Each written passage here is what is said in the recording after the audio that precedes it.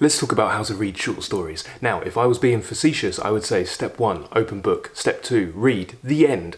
But that's not fair. It's actually a really serious topic, and there's a lot of nuance to approaching great literature, especially great short fiction. Reading short fiction can be a challenge, and schools and universities don't equip us with how to read short stories, let alone live them. So let's get into some tips about how to read short stories. Now, whenever you try to read any great piece of short imaginative literature, there are templates and guides that you can follow to get appreciation out of them. But something to keep in mind is when you're reading a short story and when you're reading a specific author, you're learning to read that specific author. Reading Chekhov is different from reading Maupassant. The skill set needed to dissect and appreciate and tear apart a Hemingway short story is going to be very different from a Turgenev short story, a Joyce short story. So when you come to a short story, you're basically learning to interact with other people, because these short stories, they're snapshots of life. They are snapshots of other people. You're learning to refine your communication with other people, because these short story writers are all wildly different in technique, perspective, world outlook, how they render truth as they see it. So trying to comprehend a short story is very, very similar to trying to comprehend a new person in your life.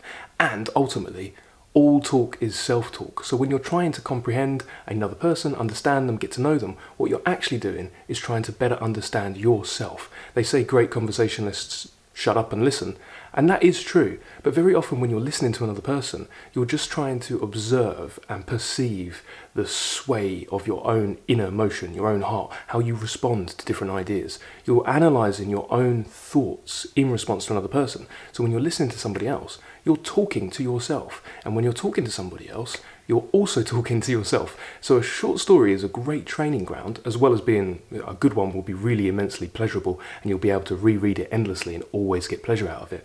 Always get new insight out of it, no matter what you're going through in life.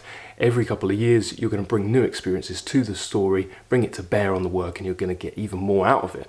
But when you're reading a short story, you're sharpening your skills of empathy, and you're learning to talk to other people and learning to understand yourself. That is reason enough alone to read short stories regularly.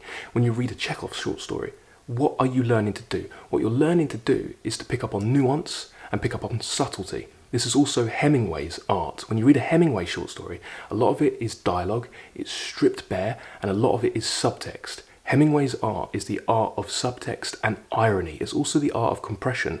Hemingway was one of the early flash fiction writers. One of his shortest stories, only 6 words long, For Sale, Baby Shoes, Never Worn. When you're reading a Hemingway short story, you're learning to see beneath the surface. What is the art of irony? The art of irony is not saying what you mean. This is what Hamlet does. This is what all of Shakespeare's great characters do. They don't say what they actually mean, and they don't mean what they actually say, and that is like life itself. So when you read a Hemingway short story and a character says something, what you're actually trying to do is work out what they're actually saying, and then you're trying to work out what they're saying underneath that, and then you're trying to work out why. And this is just like real life, where you're trying to figure out the motivations of people that you talk to. Why do you want to figure out the motivations of people that you talk to? Well, empathy, if you were top 10th percentile empathy, or top 1% in the world for empathy, you've basically got telepathic powers. You can read the minds of other people. If you better read the minds of other people, you can better communicate to them. And ultimately, all altruism is relatively selfish. If you can understand how to give people what they want, they will like you and give you what you want. This is just a snapshot of the power that you can get from tapping into great short literature. Now, of course, when you read a story by Ivan Turgenev, like from A Sportsman's Notebook, he was a compadre of Chekhov and Dostoevsky, all the Russian writers really. He was a friend of Tolstoy. Tolstoy challenged him to a duel. They had a falling out. They got their bromance back after a decade or two. Turgenev, reading him is tapping into the magic of everyday life. His stories, and I'll recommend some stories at the end of this video, his stories are sort of early magical realism, but it's the magic of everyday life. It's learning to sit with and let boredom, what's ostensibly boring on the surface, sit with you calmly so that you can see beneath the surface. His stories are immensely magical if you bring yourself to them, read them in solitude, and give them your all. Who else? And then you've got writers like Borges, Jorge Luis Borges, who is a great speculative fiction writer. Very, very different from Chekhov. Chekhov is about truth, yeah, slice of truth. Borges is about what if, hypotheticals taken to the absolute extreme. The pleasure you get from Borges is the pleasure you get from a crossword puzzle or playing a game of chess or a riddle. Then you've got writers like James Joyce, D.H. Lawrence. We're getting into the modernists now. Joyce, even though he has really big experimental fiction like Ulysses and Finnegan's Wake, which does crazy things with time and consciousness, his short stories, I'm particularly thinking of Dubliners, are very slice of life, and they are more in the Chekhov vein. They're very emotionally resonant, and if you want to sharpen your skills of empathy, pick up Dubliners and just dip in and out of that great short story volume. D.H. Lawrence, he's more akin to sort of parable and metaphor. When you're reading a D.H. Lawrence story, you're learning how to think metaphorically, which is also a key skill. When you're reading these great stories, if you're learning to sharpen your skills of irony, empathy, and metaphor, then you're doing some good work. It's difficult work, but it's good work. Now let's talk about the practicalities of reading short fiction. The first thing you want to do is read the fiction fast, with total immersion, and preferably in one sitting. Okay, fast. I understand that people want to savor a story, mull over it, appreciate it, and slow reading is great. It has a huge value, and that's what we're doing in the Hardcore Literature Book Club. We're reading great books slowly, untangling them, kind of like wine tasting or having a nice piece of chocolate. With a short story, read it fast, and then you're going to reread it. Rereading is better than reading. It is the reread that can afford you the opportunity to savor it and relish it and actually get something out of it. Immerse yourself on the first reading and then expect to reread it several times. Not just shortly after your first read, but throughout the course of your life. This is especially true with great short stories. Okay, if it's not a good short story, you won't reread it many times, but you'll know. You'll know if it's a great short story because it will flag something up inside of you, and you'll feel a compulsion to return to certain parts of that story. You might not know why, but that's the pleasure in reading a short story, is untangling why. There are some guiding questions that you can keep in your mind as you approach not just short stories, but any great imaginative literature. There's the Walter Pater school of aesthetics, which asks you, as the critic, as the interpreter of the text, to ask yourself, does it give me pleasure? You're reading a short story, you ask, does it give me pleasure? If so, what kind of pleasure and in what degree? Then you've got the Mortimer Adler school of thought, which is very similar to the Walter Pater school of aesthetics. Basically, art for art's sake. The story or the work in itself is justification enough for reading it. It doesn't need social utility. It is good enough in and of itself. Adler asks you to, 1, state the unity of the book. This is why you've got to read it in one sitting, fast, and immerse yourself. This is an Aristotelian idea from Aristotle's Poetics. State the unity. What's the unity? Unity is essentially plot. What happens? Then you get into the details. So you ask yourself, what's being said or what's it about? Which can be a difficult question depending on the text, can be easy. Then you say, how is that unity, how is that plot, how is that story expressed, how is it being said? Then you get into the details. Now you're getting into the weeds, you're talking about metaphor, characterization, colour, description, all that sort of thing. And then finally, probably the most difficult question, this is something that you'll ask yourself whether it's an expository piece of work, like a scientific tract or a work of philosophy, but you'll also ask yourself this when you read imaginative literature, but it's a bit different. You ask yourself, is it true? Now, the truth of poetic fiction, or literature, short fiction, is different from the truth of, say, something by Darwin, Origin of Species, or Adam Smith, Wealth of Nations. The truth is different. Facts on the surface can be not true, they can be incorrect ostensibly, but the sentiment can be true. Is the sentiment true? Does it resonate with you, what you know about the world, what you know about yourself? That's what you ask yourself. And if you think the answer is yes, you've found a story you want to reread, you've found a story that might become one of your favourites. So when you're reading a story, you're essentially meeting the characters. I know that the short story itself is like a little envelope of the author containing all of their insights, all their thoughts and sentiments, their wants, their wishes, their desires, their fears, their anxieties, but you're also meeting the characters, and you're taking on the preoccupations of them and their world, and you're making their concerns your own, and treating them as though they're real people. You're living in the world, and the great thing about short fiction is you can live in lots of different worlds over a very short period of time. If you give yourself an hour one night, you can live in 3 different worlds. That's 3 short stories. Okay, now practicalities. You might also want to consider something called Freytag's triangle. It's also known as Freytag's pyramid. Again, this is based on the Aristotelian idea of drama and narrative and poetics. Freytag's pyramid, you can see it here. It shows, now if we think of a short story, let's just say a short story has 6 to 10 pages, you can see that the lead up is exposition. Okay, so a lot of dialogue and a lot of description will just be expository, just letting you know what world you're living in, letting you know the concerns and problems of the characters. Then you hit an inciting incident. This will happen at different points in different stories. So be on the lookout for the inciting incident, the catalyst, what kicks off the problem.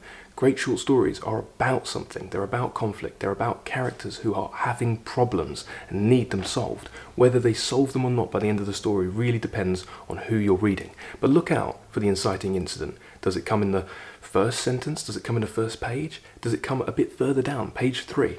Be on the lookout and try to state it, okay? And then you've got rising action, yeah? A complication leading to a climax. A good short story, not always, but very often, a good short story is riding the wave of rising action. Okay, and that's what you're reading. So try to locate that. Now, a way you can try to locate that, if you want to get really geeky, and this is an exercise for writers who are learning to write their own short fiction, print off the short story. It's great having these books, but why not print off the short story?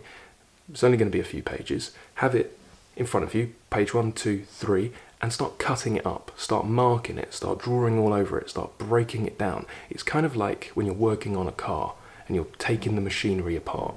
This metaphor applies in anything you want to do in life. Cooking, right down to therapy. Just getting under the hood and seeing how it all works. And whilst you're doing that with a short story, what you're actually doing, but you're not thinking about it consciously, is you're working on yourself. One of my early English teachers, when I was a very young age, he used to say some very perceptive things. He used to give me a lot of insights that didn't crystallize until many years down the line. This is what I love about teachers. Good teachers will seed ideas, plant them in your mind, and you might not resonate with them, understand them. They might not come back to teach you a lesson 10, 20, 30 years.